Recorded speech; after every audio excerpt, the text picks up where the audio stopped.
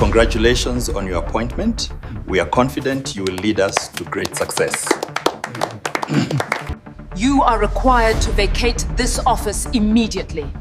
This is a wrongful attempt to remove me. The following video is for educational purposes only, based on publicly available information. It is not legal advice, and all opinions expressed are our own. Viewer discretion is advised. Introduction. Welcome back to Employment Case Files. Today, we're diving into another fascinating court decision to uncover lessons for HR professionals and organizational leaders. Our goal is simple: to learn from real-life employment disputes so HR teams can prevent similar problems at work. In this episode, we're unpacking the case of Gordon Otieno Odundo versus Kenya Hospital Association, trading as the Nairobi Hospital. It is a high-stakes story involving the hospital's former CEO, a boardroom power struggle, and a dramatic office standoff. Let us find out what really happened, what the court decided, and what every HR professional and business owner can learn from it. The storyline. Back in April 2016, the Nairobi Hospital launched a major recruitment drive for a new chief executive officer. After a competitive process, Mr. Gordon Otieno Odundo, a seasoned hospital executive, was selected. He officially started work on the 4th of October 2016 under a 4-year contract, earning a gross salary of about 3.7 million shillings per month. The job was prestigious, the expectations high, and Odundo believed he'd serve until retirement. By 2018, trouble started brewing. 7 members of the hospital's board, allegedly led by the chair, began clashing with the CEO. Odundo claimed they were conspiring to remove him, and the working relationship quickly deteriorated. On the 14th of December 2018, things reached breaking point. Security officers, accompanied by lawyers from Kaplan and Stratton, reportedly stormed Odundo's office while he was in a meeting, trying to serve documents and remove him by force.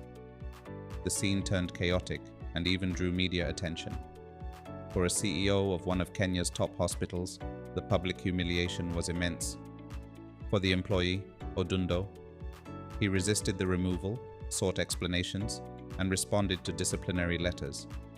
When given a notice to show cause in March 2019, he replied on 5th April, defending himself despite being barred from his office, meaning he couldn't access crucial documents. For the employer, the Nairobi Hospital, in January 2019, the board sent him on 90 days compulsory leave to allow a forensic audit by Ernst & Young, EY. A few months later, they issued a notice to show cause, held a disciplinary hearing, and on the 16th of April 2019, terminated his employment for gross misconduct. Odundo appealed the decision, but the board upheld his dismissal. At several points, both sides could have taken a calmer path. The employer could have shared the EY report, followed its own HR manual procedures, and allowed the CEO to access records for a proper defense. The employee, on the other hand, might have sought mediation before the matter turned confrontational.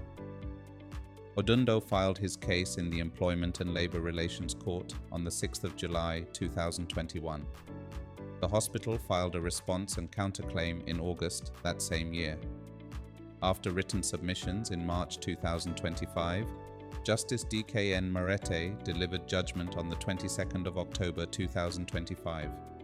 The claimant presented his employment contract, suspension and dismissal letters, and correspondence. The hospital relied on references to the EY audit, but never produced the report in court. That missing piece became critical in the judge's final decision. The judgment. Justice Marete made several key findings. 1. The termination failed both substantive and procedural fairness tests under Sections 41, 43, and 45 of the Employment Act. 2. The EY audit report was never shared or filed, making it unreliable as a basis for dismissal. 3. The disciplinary process was biased and predetermined. 4. Giving the CEO just 7 days to respond to a 200-page notice while barring him from his office was unfair. 5.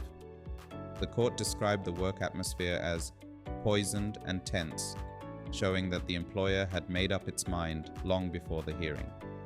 The court awarded Odundo over 72.9 million Kenyan shillings, broken down as follows: 3 months' salary in lieu of notice, 14 million Kenyan shillings, 12 months compensation for unfair dismissal, 56 million Kenyan shillings, pay for 27 untaken leave days, 422,000 Kenyan shillings, refund of unlawful deductions, 2.1 million Kenyan shillings, plus interest and full legal costs.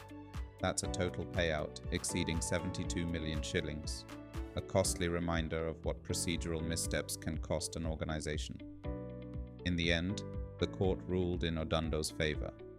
The termination was declared unfair, unjustified, and unlawful.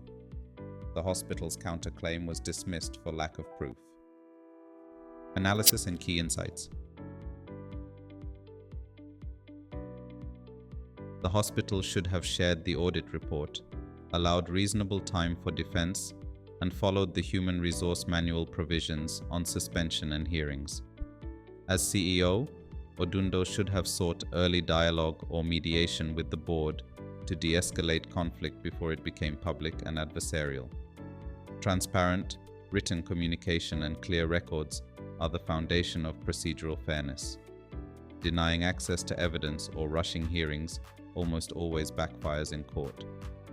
HR teams should train disciplinary committees on procedural fairness and apply uniform standards for all employees, regardless of seniority. Organizations should always uphold clear disciplinary procedures and ensure that every decision is properly documented and communicated in writing.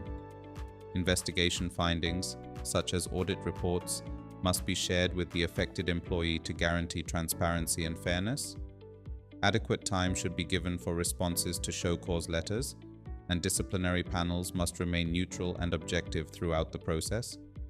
Maintaining accurate employee records, training board members and managers on HR compliance, and addressing grievances internally before resorting to termination are all vital steps to protect both the organization and its employees from unnecessary conflict and legal exposure.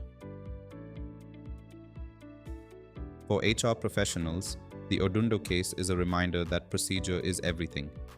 Every termination must follow the legal steps laid out in the Employment Act, with proper documentation and a fair hearing. Predetermined outcomes or biased investigations will almost always be overturned in court. Employees, regardless of rank, are entitled to access evidence against them and to be heard fully. Above all, fairness, consistency, and transparency should guide every HR decision. Because when procedure fails, organizations pay the price. Conclusion. To sum up, this case highlights how ignoring due process, even with valid concerns, can lead to multi-million-shilling losses and reputational damage. The Nairobi Hospital's failure to follow fair procedure turned an internal HR issue into a full-blown legal defeat. What do you think about this case?